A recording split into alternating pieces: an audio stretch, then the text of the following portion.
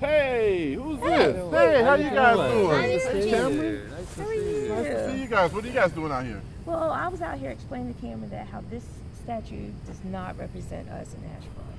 Yeah, I mean, it's very, very distorted. Randolph County has a rich history of being anti-Confederate, actually. When they actually had to vote whether or not to join the Confederacy or stay in the United States, there were over 2,000 men in this county that said, we want to stay in the United States. There were less than 50 that said we wanted to join the Confederacy. And those were white men because black men were not allowed to vote at the time. They voted against joining the Confederacy twice, and actually more than that. Yeah, every election during the Civil War, every election in Randolph County, the guy who was running that wanted to stay in the United States won every single time, and it wasn't even close. So Cameron, what do you want to be when you grow up? I want to be a scientist and make chemicals to help, but not really bad chemicals, good chemicals.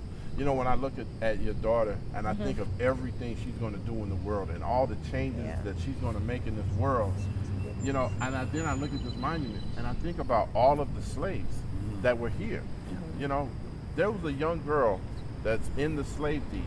We actually, if you go in that building right over there, you can actually still see the actual sale of property of a human being. And this young girl was 10 years old. Her name was Jenny.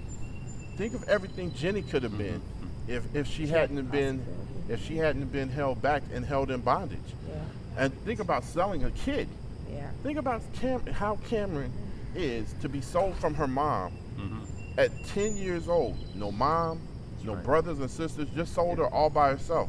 Right. Yeah, and if you think of what Jenny could have done in her lifetime if Yeah. she had not been enslaved.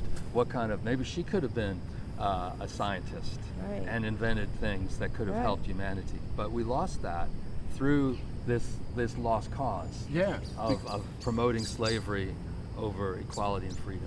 Because in the end, the Confederates put in writing they wanted to be the first nation in the history of mankind built on the understanding that the white man was superior to the Negro.